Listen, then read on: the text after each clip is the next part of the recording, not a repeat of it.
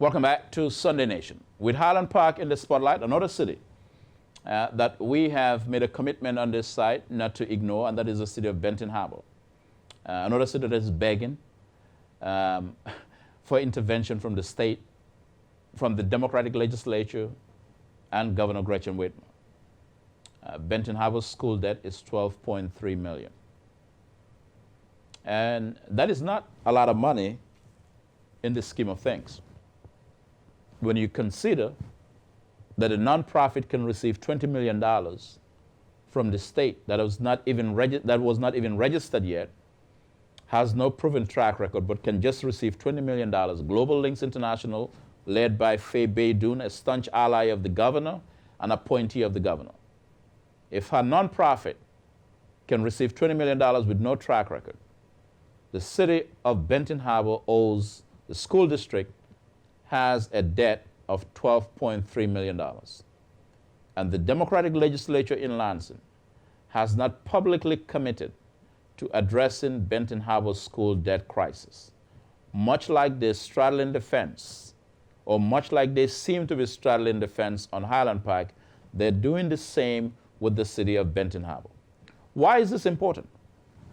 Benton Harbor and Highland Park are important anchors of Black Michigan. They are majority Black cities. The common denominator, disenfranchised, economically underserved, dealing with all the issues that Democrats for years have used to draw upon Black support. How many times have Black people been told by Democrats running for office, we're going to address the urban crisis, we're going to address the urban agenda, we're going to ensure that Benton Harbor schools remain open, we're going to ensure that there is real quality of life in Highland Park. We are Democrats. We're the party of the big tent. But if our memory serves us right, it was a Democratic governor named Gretchen Whitmer who wanted to shut down the only high school in the city of Benton Harbor, a city of roughly 10,000 people, majority Black, wanted to shut down the only high school in Benton Harbor in 2019 until we intervened and forced the governor to stand out. And I remember traveling to Benton Harbor. I remember writing back-to-back 7 columns in the Detroit News, my columns in the newspaper, asking the governor to stand up. And I know, as I indicated in the Highland Park situation, if a Republican governor were trying to shut down the only high school in Benton Harbor, a majority Black city, Democrats would have been calling Benton Harbor the next Selma. They would have been asking for a reenactment of the Selma movement in Benton Harbor. But Benton Harbor became a touch point and a flashpoint of the racial hypocrisy of the Governor Gretchen Whitmer administration. An important touch point, because had it not been for all of our intervention, Whitmer would have proceeded to shut down the only high school in Benton Harbor. And years later, Benton Harbor will have a water crisis under Whitmer. And now Benton Harbor faces a school debt of $12.3 billion. The Democratic legislature and the administration of Whitmer hasn't publicly committed to giving Benton Harbor School a clean slate, hasn't publicly committed to addressing the school debt in the city of Benton Harbor. They've been mute on the issue. And perhaps we can think why. Because they expect that there wouldn't be much coming out of the Black community. That Black people will accept the status quo. And to some extent, sometimes we do accept the status quo. The lack of accountability, the lack of ensuring that black Michigan and the needs of black Michigan are met sometimes accounts for the inaction of Democratic politicians.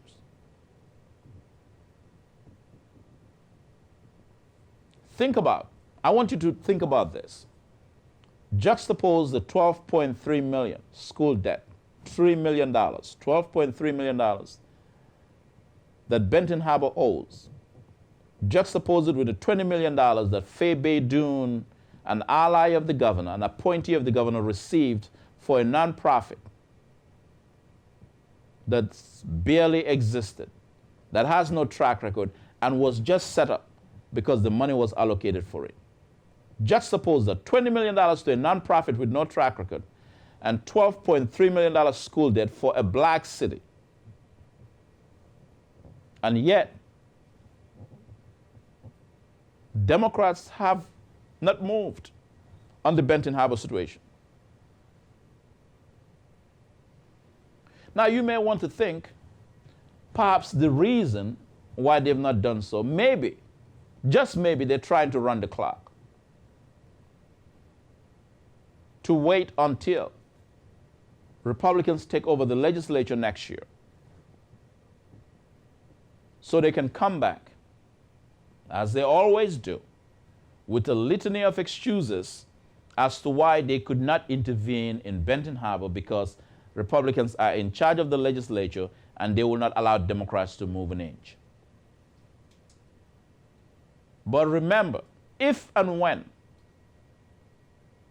double-talking politicians from Lansing with a D behind their name, if and when they come to black folk and started talking about how they could have done this but could not because of the intervention of Republicans, they ought to be reminded of when they had power. They had the legislature and the executive office and did nothing to address some of the key issues affecting black Michigan, including wiping away Benton Harbor school debt. They ought to be reminded if and when they do so. Because this is unacceptable. Time and time again,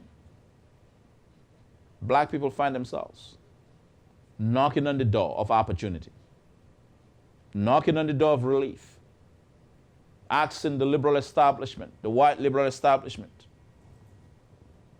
to open the doors of opportunity. And the response is, well, we're not in power. We don't have the legislature. We don't have the governor's office. Give us the governor's office. Give us the legislature, and then we would do something. And despite having control of the legislature, despite having control of the governor's office, we are still waiting for Lansing. We're still waiting for Lansing to write justice on black ink, with black ink on white paper. Nothing has been publicly indicated about Benton Harbor. The Speaker of the House, the first black Speaker of the House, Joe Tate, hasn't, as far as we're concerned, hasn't said anything publicly about wiping away Benton Harbor school debt. Maybe it is not on his agenda. Maybe. The Lieutenant Governor, the black Lieutenant Governor, Garland Gilchrist, hasn't said anything publicly about wiping away Benton Harbor school debt. Maybe Gilchrist and Joe Tate, these two black men, are waiting to take their orders from Governor Gretchen Whitmer before they move. But especially the Speaker of the House, who controls the gavel.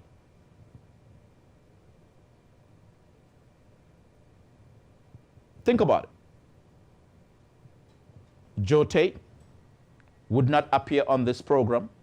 We've invited him. He won't appear on this program. Of course, we're very critical of Joe Tate, Representative Tate. He won't appear on this program. But we were critical of another politician called Congressman Shuri Tanida. And we remain critical of Tanida. But Tanida, despite our critique of Tanida, he still appeared, Shuri Tanida still appeared on this program to discuss the issues. And when he was leaving the studio, he said he will come back when invited.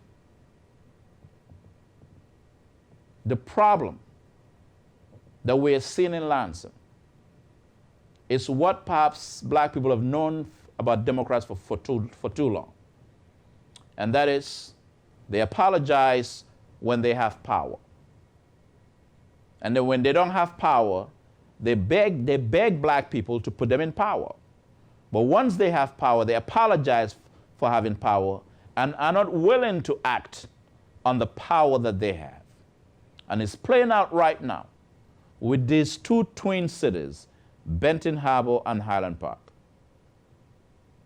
The legislature, leaders of the Democratic legislature have not said anything publicly about Highland Park. The leaders of the Democratic legislature in Lansing have not said anything publicly about Benton Harbor. It's endemic. Democrats love to apologize for power when they have it. And when they don't have it, then they run into black communities to help put them in power so they can apologize. But this time around, it's unique and different, like I indicated in my earlier analysis. Powerful labor groups are in Lansing and they're being taken care of. Their interests, their needs, their agenda is being met. It seems as if one of the few groups whose interest and agenda is not being advanced in the way it should be as it relates to Highland Park, Benton Harbor, is Black Michigan. And Black Michigan ought to insist, ought to demand that Democrats shake off that inertia, that inaction, shake off the callous indifference.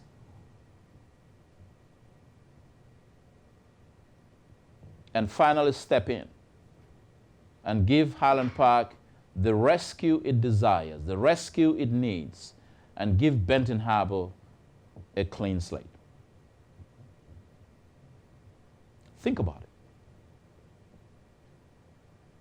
Think about what it would mean if Benton Harbor has a clean slate. What it would mean for the black community in Benton Harbor. Think about what it would mean for the black community in Highland Park. If this governor, Gretchen Whitmer, this Democratic governor, and a black speaker, Joe Tate, were to step up to the plate and give the city of Highland Park the rescue that it needs, think about what would happen. But as it stands, there's nothing we can point to say that these politicians are hard at work and they're going to deliver justice for Highland Park or for Benton Harbor. They've not said anything on the record. For Governor Whitmer has only been speaking through her office, playing hardball through her office. And when you read her comments about Highland Park, it appears as if it's the Republican governor who is speaking about Highland Park. And certainly that's not what is expected of a Democratic governor, right? Highland Park, Benton Harbor are natural allies to the interests of the Democratic Party. The Socratic question is whether the Democratic Party as an institution is an ally to the interests right now of Benton Harbor and the city of Highland Park. Well, on this program, we're going to stay on these two issues and all the brewing issues in Black Michigan. And we'll continue to bring you more analysis, commentaries, and interviews as and when necessary.